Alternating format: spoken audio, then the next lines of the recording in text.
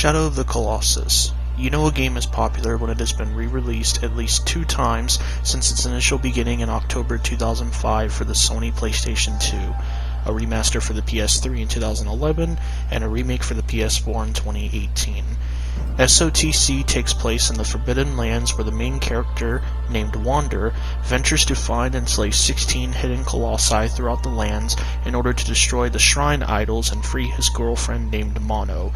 Girlfriend, wife, we don't really have a backstory. Since the game has been released, countless videos have also been released amongst the internet where other content creators share their personal opinions on the individual colossi scattered throughout the Forbidden Lands. Well, today, I'd figured I would do the same. In this video, we're going to be discussing every colossi in SOTC and rank all 16 from worst to best. This includes the fight itself, the Colossus designs, the arena, the soundtracks, and sometimes the game over screens. So let's not waste any more time, saddle up with aggro, and head straight into this.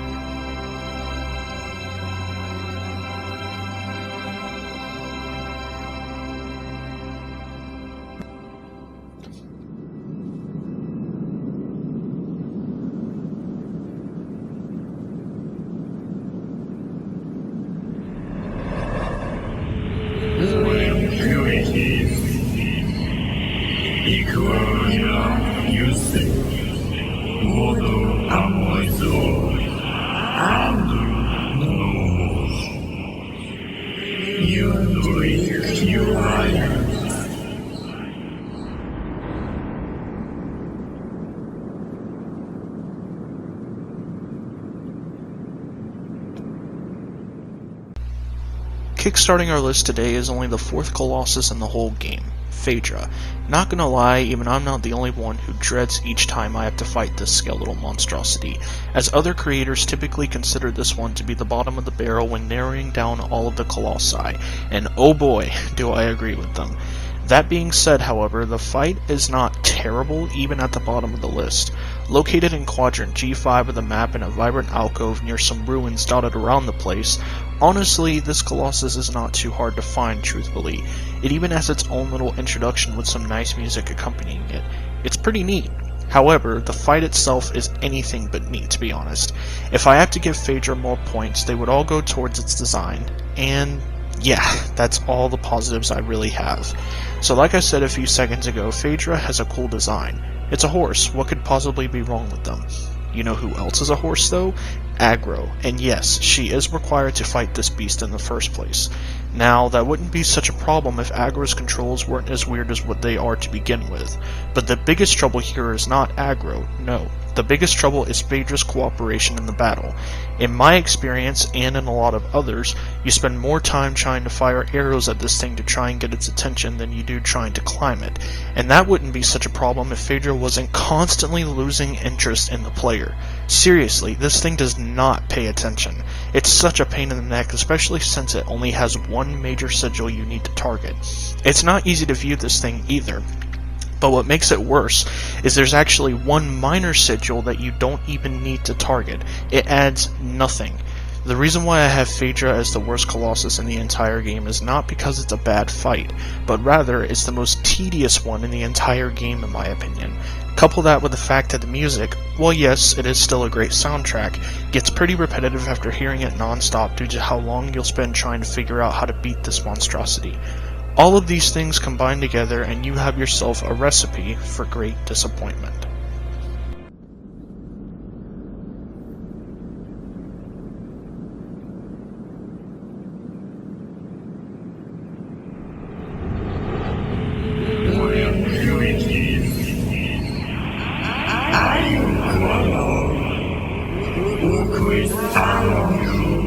You did so,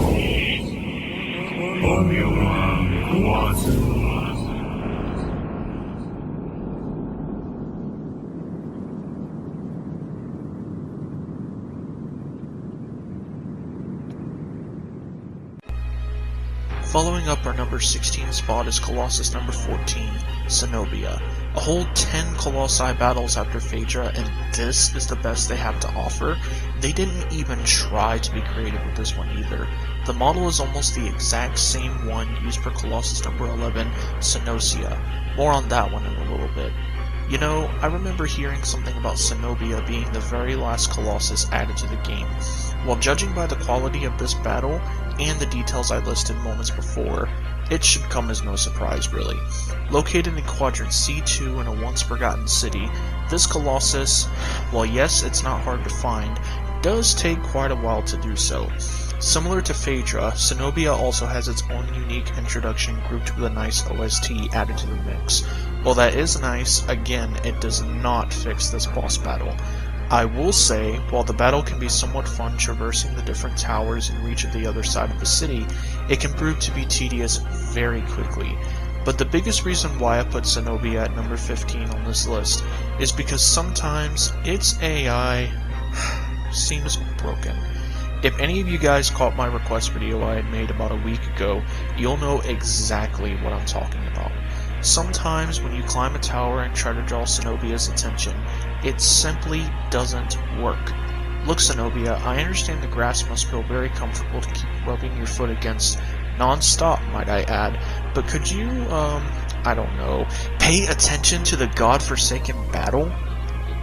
In all fairness, once again, this fight is not horrible.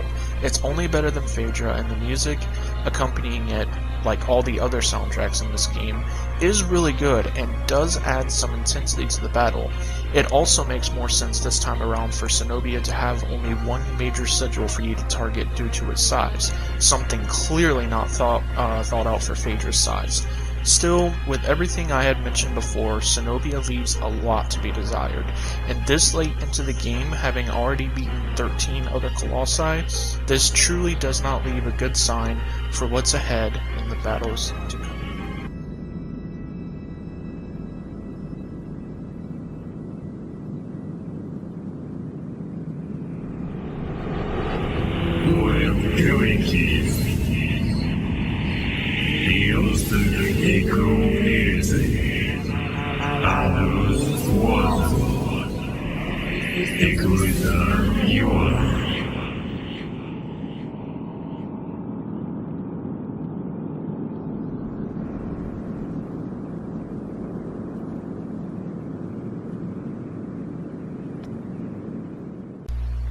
Our next spot on the list is Hydrus, Colossus number 7.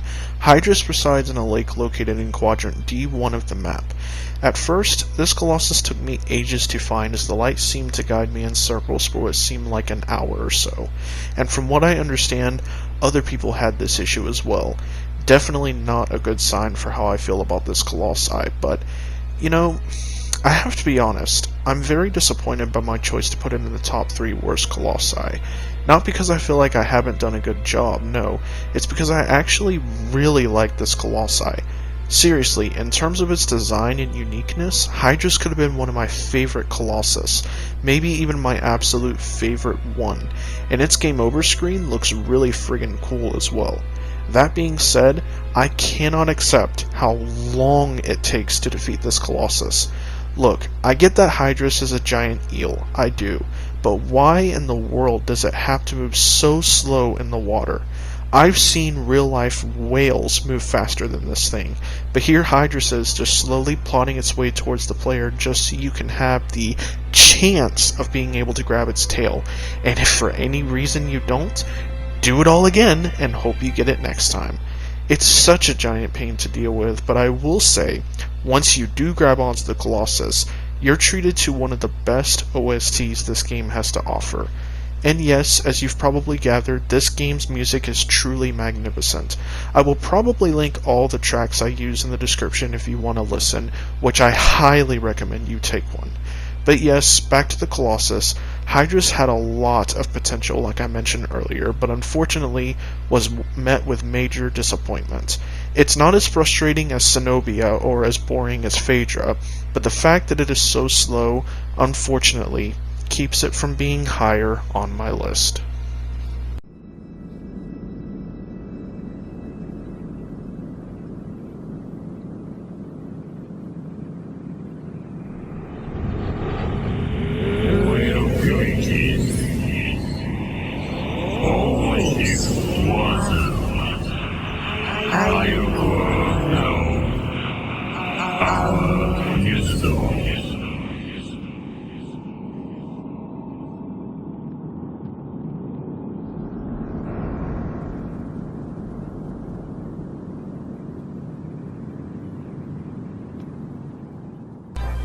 Following up Hydrus is Colossus number 11, Celosia. Located in a deep canyon at quadrant F1 of the map, this Colossus is basically an identical twin of Cenobia, the Colossus I picked back at number 15, both in design and behavior. The only differences this time is that the fight is made much more bearable by having a shorter duration span, which is nice, even if a little too short. It also has its own little neat mechanic in which you have to use fire to scare Celosia off the platform, therefore breaking its armor, so you can gain access to its weak spot. I like this. It does give Celosia a bit more of a personality, more so than most other Colossi in the game, which is definitely a plus. That being said, there's not much else I can add onto Celosia really. It's not a horrible fight and is certainly better than the clone we would eventually face soon after, but it is a smaller Colossus and typically I prefer to fight the bigger ones, to be honest. I don't know, maybe it's just me.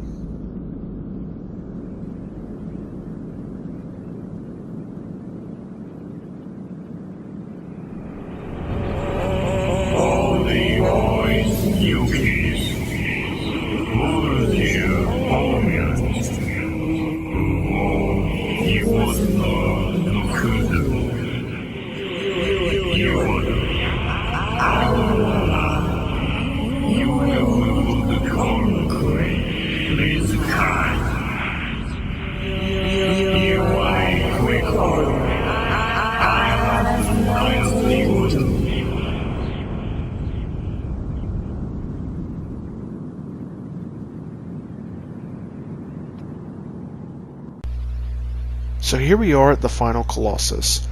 Of the game, that is. Malice. To start off, Malice has one of the longest intro cutscenes than most other Colossi we fought up until this point. Also, unlike the other Colossi, Malice's arena is in a location we will not have access to until the end of the game. Once you head inside the area, you'll notice there's a convenient save shrine just before a set of stairs that guide you to where the Colossus awaits. This is the most unique one in the game, as again, it can only be accessed once you reach this point in the game. This is also where we witness the unexpected, quote-unquote, death of Wander's trusted steed Agro. Very sad, but effective for the story. It makes Malice being the last Colossus of the game more fitting. With all of that goodness aside, you may be thinking, why in God's name would I put this Colossus at number 12 of all places? Well, let me clear this out of the way first. Malice has a great design, being the tallest of all the Colossi. It also is unique in that it's the only Colossus that is stationary during the whole fight. Not once will it move out of its current position. To put it simply, I love Malice for how unique it is. If Malice was simply a Colossus you fought much earlier in the game, like let's say Colossus number 8 for example, then it would easily get a higher ranking on my list. The thing that really holds it back though is for the final boss of the game, not gonna lie, the fight sucks. Despite how cool and menacing Malice might be, the fight itself is very underwhelming, especially for a final boss fight. The first half of it is basically just pursuing the Colossus, all the while hoping you won't get caught in the crossfire of its projectiles. And depending on how good you are at the game, this part can either be way too fast or way too annoying. The next part is just climbing from the bottom to the top, destroying Malice's 3 minor sigils while trying to make your way to the 1 major sigil resting on top of its head. Might as well be the same order as Hydrus. The entire time, the track Demise of the Ritual is playing, and it's a really good track, yes, but why is it the only one that plays throughout the whole fight? I understand it's fitting for the end of the game, but I do believe you could have at least mixed it up a little with some other tracks like you did for the previous fights. Very disappointing, but I will say, to end this on a good note, Malice is one of only 3 Colossi that has a soundtrack dedicated to them. That Demise of the Ritual track I mentioned earlier, yeah, that's unique to Malice. The other 2 I will cover in due time, but despite how disappointing of a final boss Malice really is, it is still memorable and definitely noteworthy.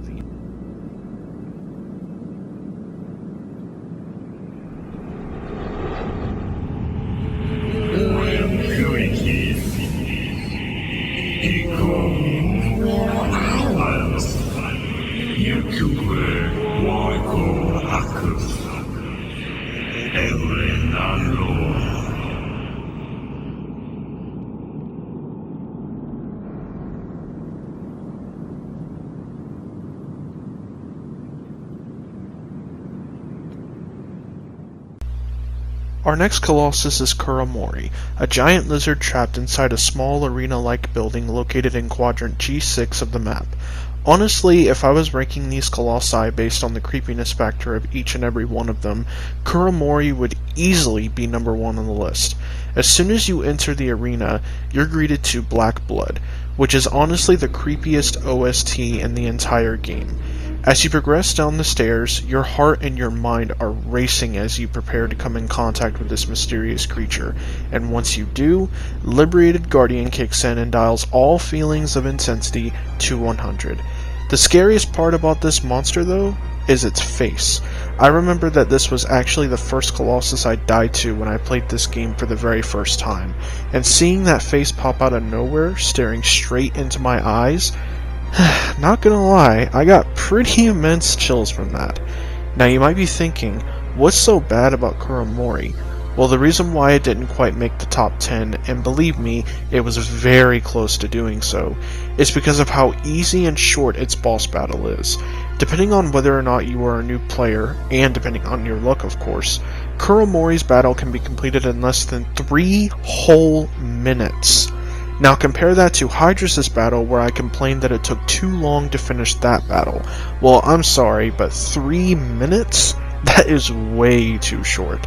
And yeah, that's basically it when it comes to Kuramori, really. It's a great Colossus ruined by the fact that it can take such little time to defeat it. But oh Kuramori, your time may be short, but your creepiness lives on.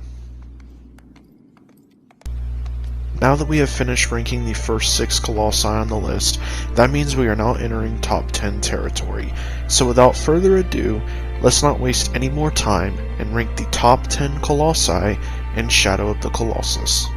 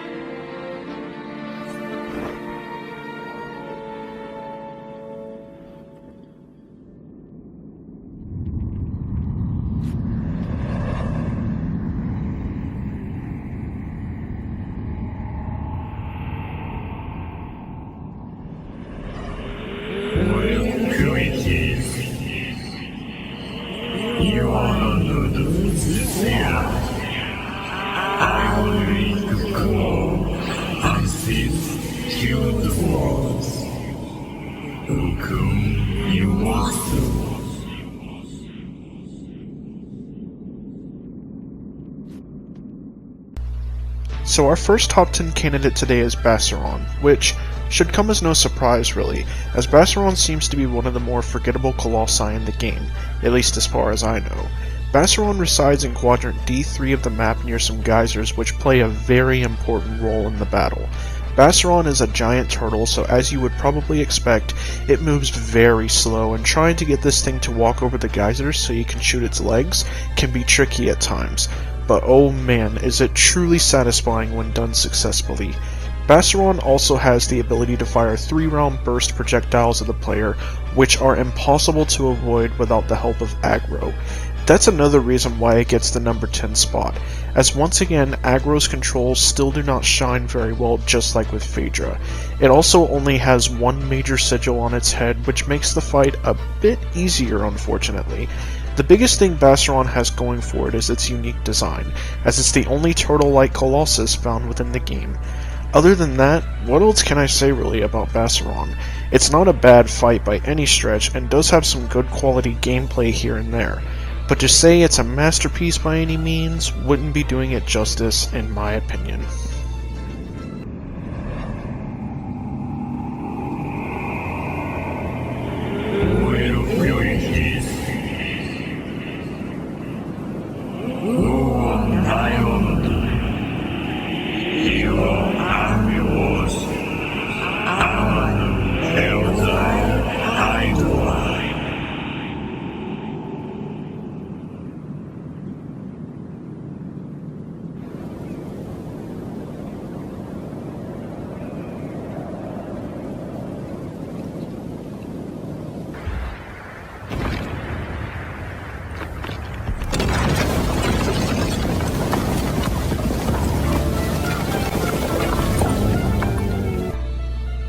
Wow. Did you guys just see that? Quadratus just destroyed that brick wall right in front of it with absolutely no effort whatsoever. It's almost like the wall was just taking too much time for our Colossus here, that instead of waiting for it, it's just like, you want an introduction? Well, here you go. So awesome. With that being said, yes, our next pick here is Quadratus, which is the second Colossus in the game. And its gameplay here is very similar to that of Bassaron's, as you can tell. Even the music choices are the same as well, which is interesting, but I decided to put Quadratus here at number 9 just because I feel like it's a better version of Bassaron, really, with an extra sigil sitting on its back and a choice as to whether or not you want to use aggro. And yeah, you heard me correctly. Quadratus is the one and only Colossus in the entire game where aggro is completely optional for use. You can use her to catch up to the giant mammoth bull-like Colossus if you want, but simply traveling on foot is not a problem either. It may just cause the fight to go a little slower if anything. And yeah, with these extra benefits on top of what we had before with Bassaron, I think it's the better fight, to be honest. It's still no masterpiece just like before, well, aside from that opening scene of course, but still serves as a memorable boss fight and one that is certainly worth a top 10 spot on the list.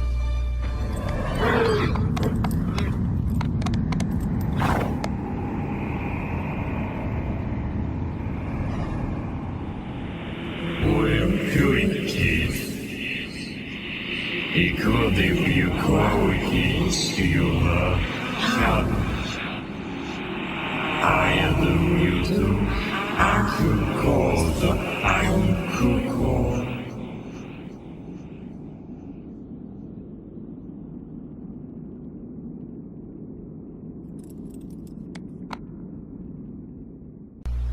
Next up is Avion, a giant bird-like Colossus located in H4 of the map and the 5th Colossus you fight during the whole game. You know, it's funny, because right before this Colossus we fought Phaedra, who is sitting back at the number 16 spot on our list, and with Avion being the number 8 spot in this video, that means we have officially reached the halfway point as I speak. Bet you guys are trying to figure out who my top spot is going to be, aren't you? You'll see. With that being said, since Avion is the 8th picking on our list, that means it's the one I'm most mixed on. It's not a bad Colossus by any means, nor is it my personal favorite either.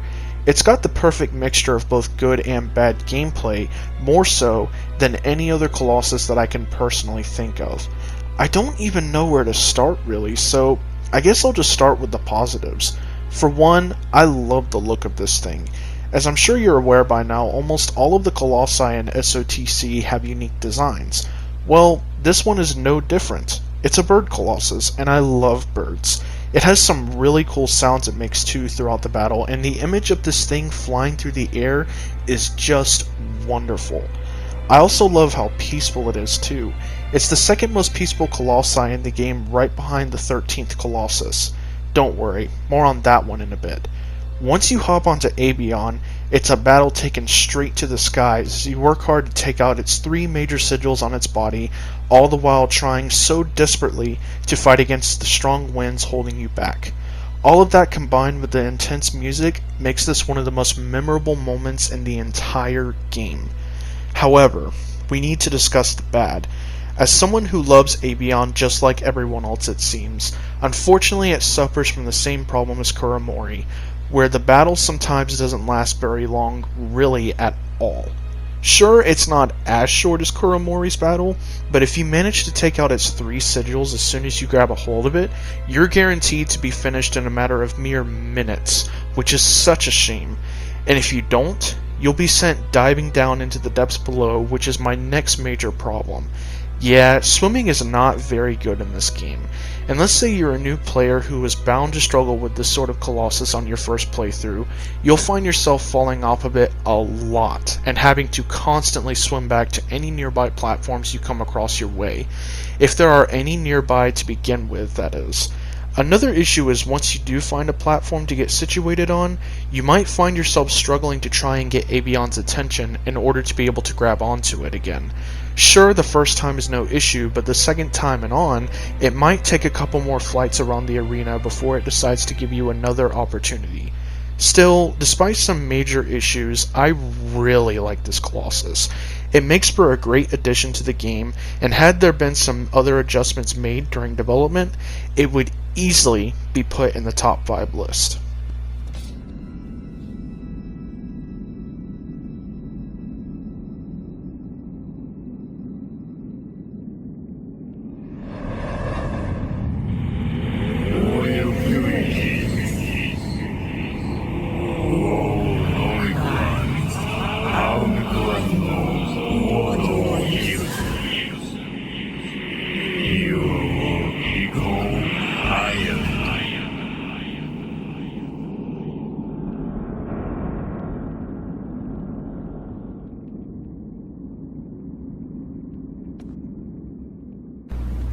So here we are at the 13th Colossus in the game. Phalanx? What did I just walk into? Oh my god. Yeah, do you see the size of this thing? It's ginormous. At first I thought that Quadratus had a cool introduction, but seeing this thing now, this just sends Quadratus begging for its money. So yeah, our number 7 spot on the list here is Phalanx, who is also yet another flying Colossus. Located in the desert at quadrant E6 next to a broken shrine, this thing does not look happy when you first approach it coming out of the ground like that. But then, you'll soon realize that it's the only Colossus in the entire game with no defense mechanism other than burying itself in the ground. Or sand, rather. Not once will Phalanx try to attack the player even when attacking the Colossus itself. That includes shooting its airbags with your arrows while riding aggro, and yes, she is required for this fight, jumping onto the Colossus's wings once disabled, and scaling the humongous beast in search of its 3 major sigils. And similar to Avion, I think this Colossus is beautiful to look at, although it's made even better here due to its humongous size and scale when compared to Avion. And of course, how could I forget to mention one of the most memorable moments in the game, jumping from aggro to the Colossus once disabling it. It really does make you feel accomplished once you land a jump successfully, and the music only helps intensify that feeling. The track Counterattack will start playing once the Colossus has made its way up towards the sky again, and you're stuck scaling the massive beast hoping you won't fall off. While I do think the name Counterattack is a bit, let's say, counterintuitive, God help me, that was so bad. It really does fit the theme of being almost glued to a Colossus that's soaring through the air, just vibing out. The only 2 negative things I can think of when it comes to Phalanx is, 1, it has no attacks, and 2, it's kind of easy to be honest. Other than that though, while Phalanx is not my favorite Colossus in the game, it is still a wonderful encounter to behold, and is easily the best flying Colossus in the game. Also, one last thing before we move on, rest in peace to those of you who never got to see Phalanx's game over screen.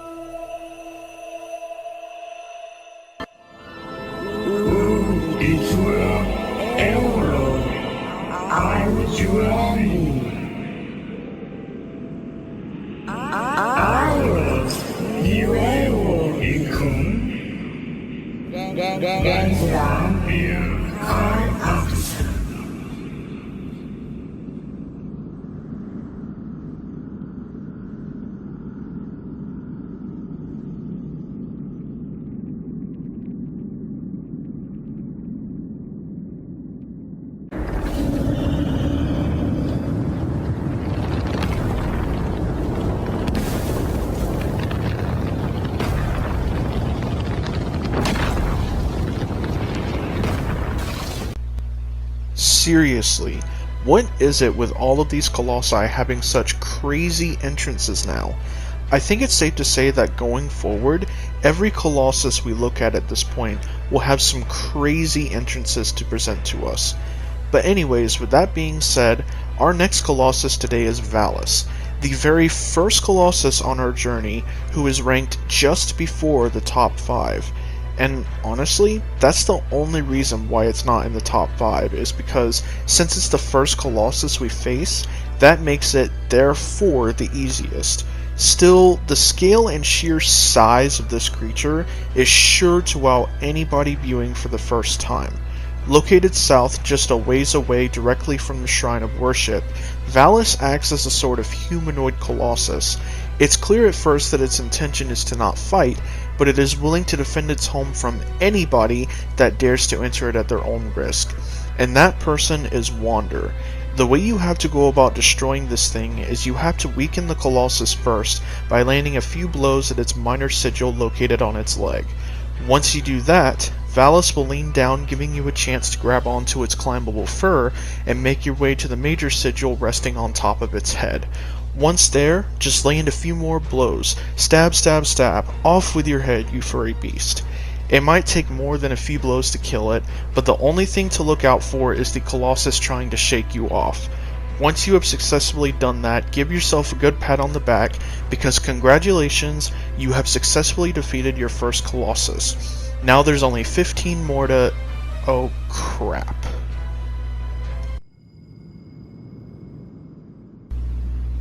Alright, so here we are at the top 5 portion of the list. For any of you who are sitting here wondering just who could possibly be my favorite Colossus in the game, let me provide you with a brief hint. It is not who you think it is going to be. So with that being said, here are the top 5 best Colossi battles in Shadow of the Colossus.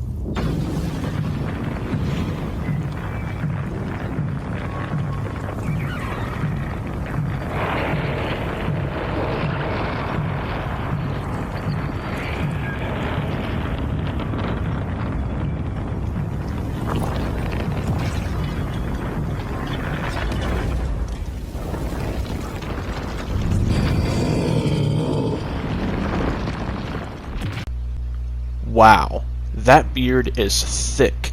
Wonder how long it took for Barba here to grow it out.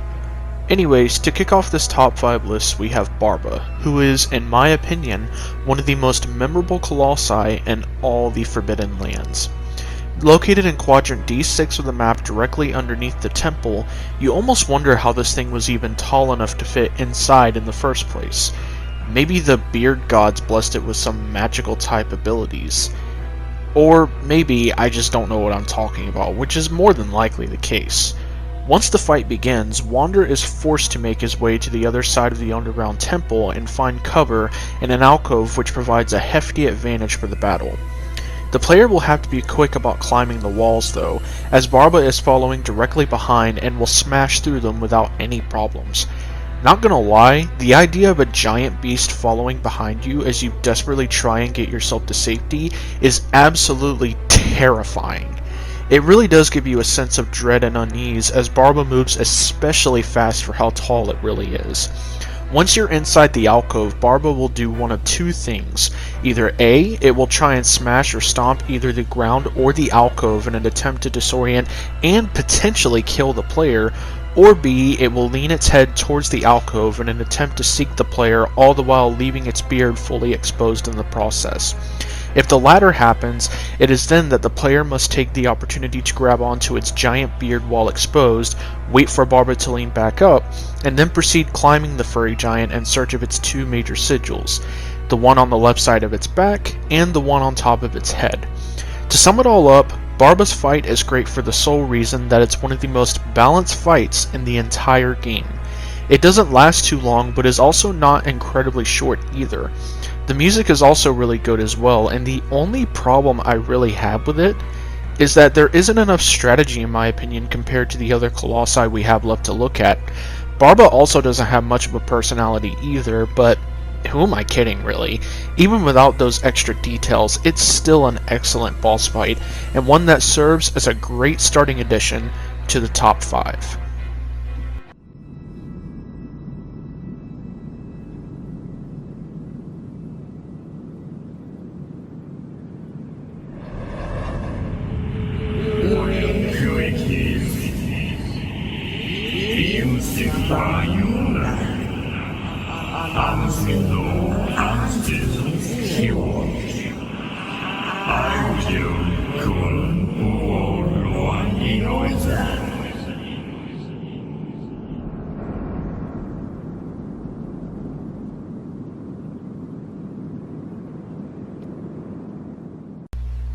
Next up is Pelagia, a giant colossus submerged in a lake located in quadrant G2 of the map.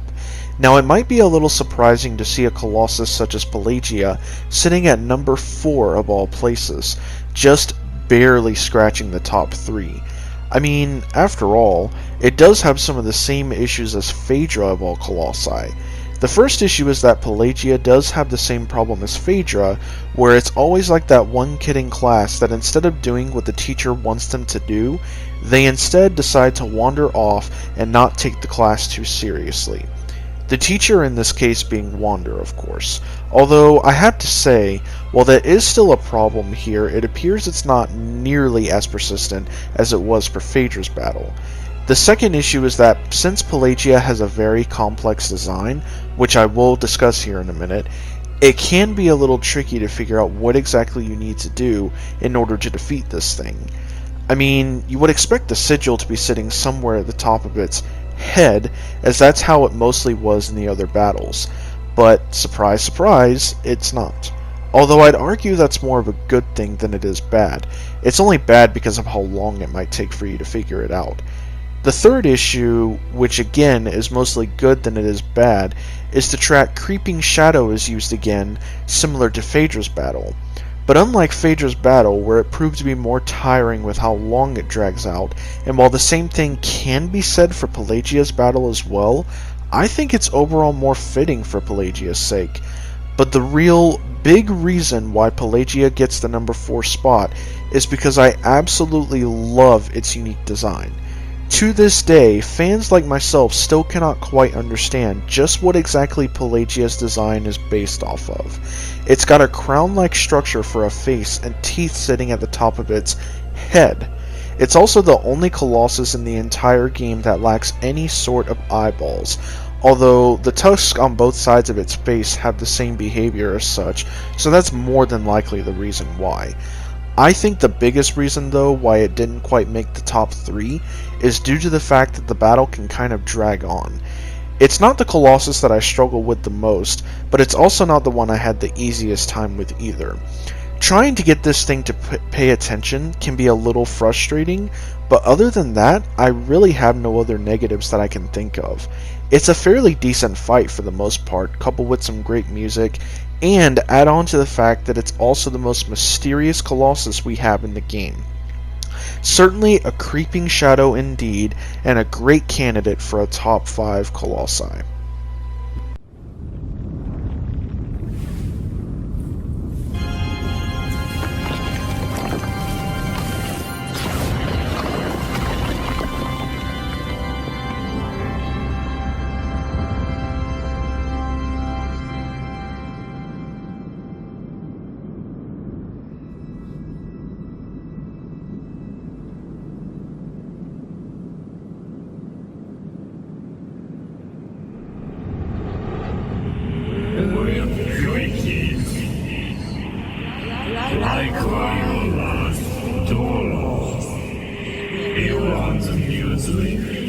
So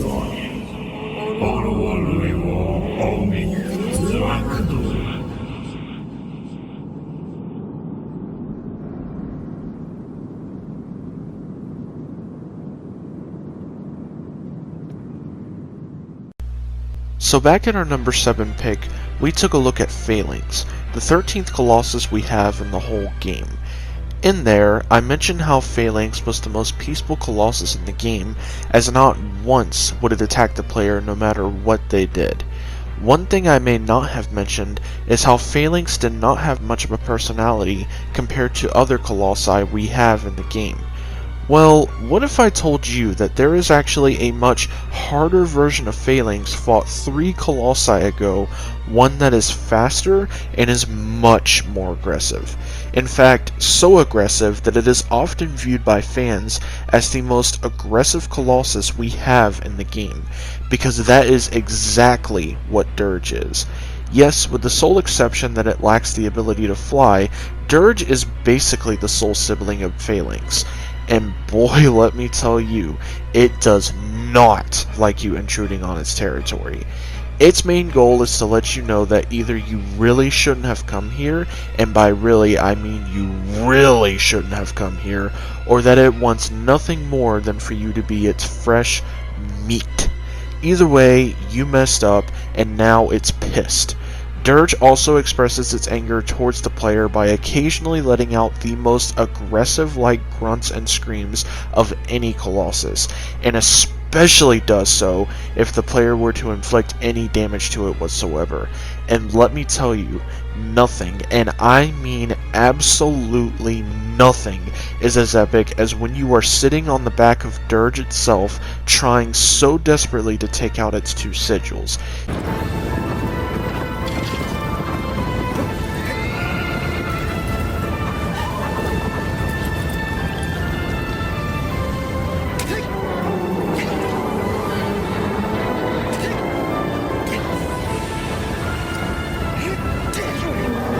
Seriously, the music combined with the sound effects and Dirge's painful grunts it lets out makes this one of the most epic and memorable parts of the game thus far.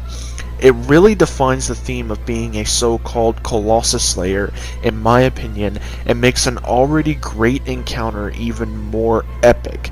Combine this with the fact that Dirge also has its own unique soundtrack, something we haven't even seen since Malice back at number 12, and you have yourself a recipe for enjoyment.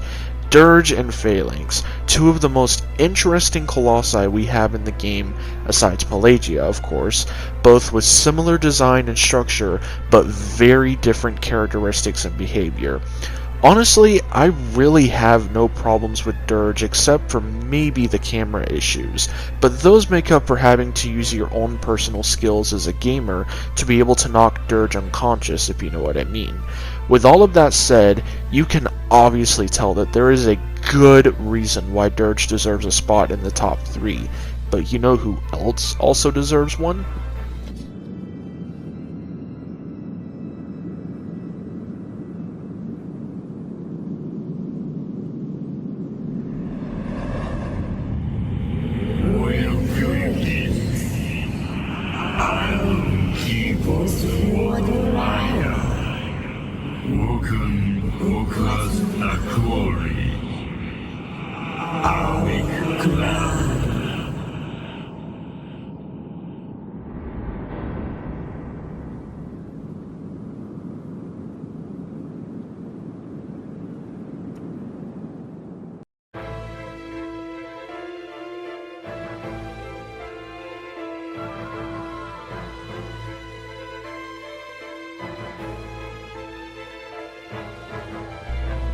That's right, Gaius deserves it.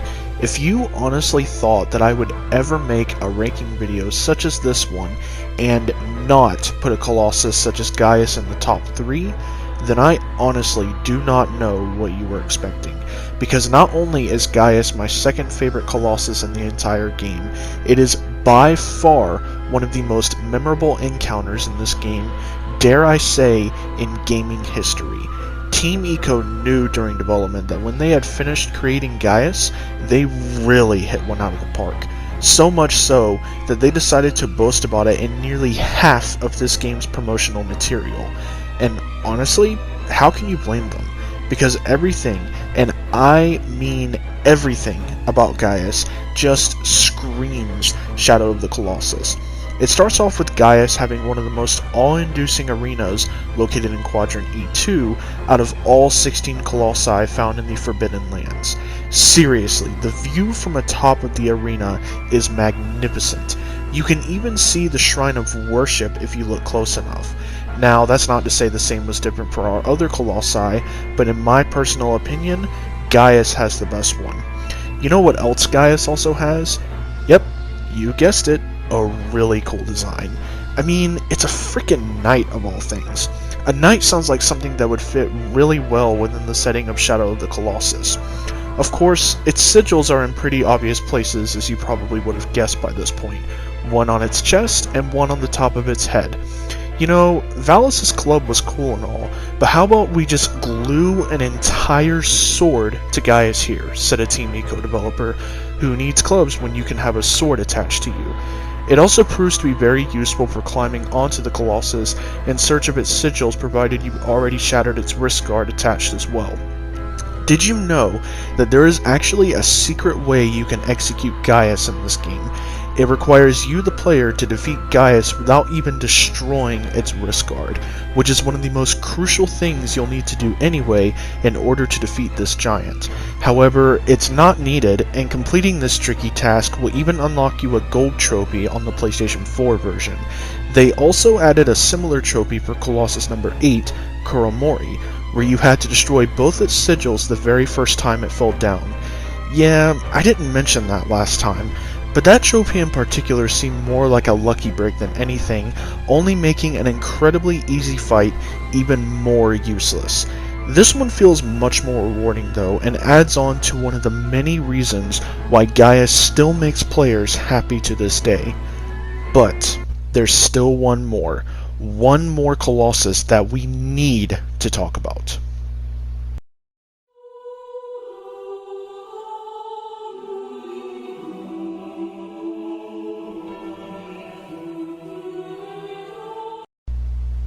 Number 16, Phaedra. Number 15, Zenobia.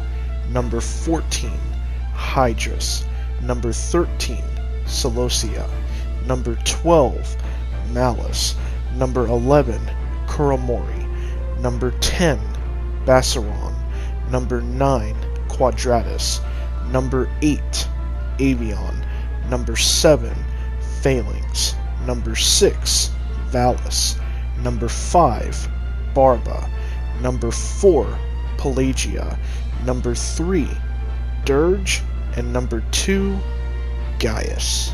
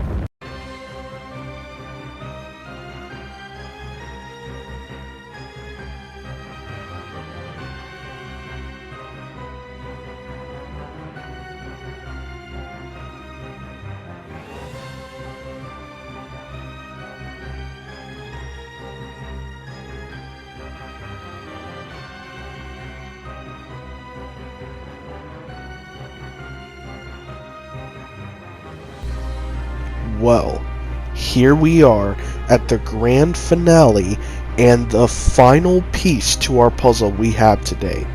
To answer the long-awaiting burning question, yes, Argus is not only a top 3 Colossus, but it is also my personal favorite giant of all the Colossi we have on the table.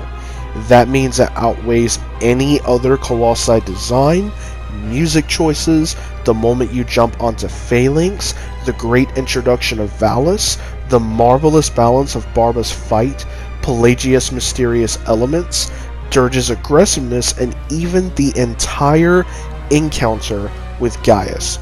Look, I love Gaius just as much as other people do. I'm sure you could tell that by now. But in my honest opinion, the only thing, and I mean the only thing that keeps it from being number 1 on the list is the fact that it lacks any sort of original music tracks. Argus here can be said otherwise. The big stare this thing gives you as it slowly ascends onto the arena really means that you have messed up big time. It's almost like the Colossus recognizes you and says, "Hey you're not going anywhere because I'm pissed." And then, as soon as the battle starts, you are greeted to the music of the Gatekeeper. And I mean that seriously. Argus truly is the gatekeeper to the last Colossus of the game. The music that plays throughout the fight gives off so many emotions, it is insane. It not only displays the Colossus' anger, but also Wander's willingness to keep going despite how tough the battle might be. Oh, and don't let the sight of Argus fool you, no, it is a lot more challenging than it looks. I often see people saying that this was one of their least favorite Colossi in the whole game because it's too challenging or it's too hard or whatever. But that's what makes the fight so good in my opinion, is because unlike disappointments like Phaedra, the challenge of trying to figure out how to destroy this monster actually works better here because Argus's design makes more sense. You actually have to think outside the box in order to destroy this thing, whereas with Phaedra, you just had to be lucky most of the time. Trying to figure out the solution to beating Argus can almost seem like a puzzle, but at the end of the day, no strategy guides, no walkthroughs, no problem. The result of finally figuring out how to execute Argus is rewarding. One of the pieces of the puzzle requires you to find Argus's hidden vital point, hidden on the palm of its hand that is. The only problem, figuring out how to make Argus drop its cleaver so you can access it. Well, it turns out that Argus actually has a minor sigil sitting on the back of its shoulder that if you were to shoot or stab once, will make the Colossus drop it on impact. Come next is probably the only issue I really have with this fight. Once you disable Argus, the music transitions to the opened way, which, I will admit, is a little disappointing in my opinion, as we've already heard this track before with 3 other Colossi. But I will give it this, it does best suit Argus's fight given the requirement you have to meet before you can hear the track in the first place. Still, it would have been nice if something else played instead, but it's not even a big problem, so I may as well have not mentioned it in the first place. All in all, what can I really say? Argus here truly remains triumphant over the other Colossi in my opinion. After all, they don't call it the Gatekeeper for no particular reason at all, do they? First encounters can be a bit tricky, but all in all, can still prove to be fun and rewarding once you figure out the solution. The music is great, the arena is beautiful, and while yes, I will always try my best to respect other people's opinions, that does not take away the great display of art I see every time I enter the battle with Argus. And what a shame that the very next Colossus we would face after this, the very last one mind you, wouldn't even come close to matching the same level of quality and skill it took to beat someone such as Argus. Truly a letdown. Well guys, that is everything. That was every Colossi ranked and Shadow of the Colossus from worst to best based on my personal opinions. It is at this point in the video where I thank each and every one of you for watching, and if you could do me a favor, this video was a huge project in the making, so showing any form of support, whether it be commenting, liking, sharing, etc., would be highly appreciated by yours truly. I sincerely thank each and every one of you once again for watching the video, and if you want to see more content like this, then by all means, please let me know. Once again, I hope you guys enjoyed this, and I will see you guys next time. Take care, everyone.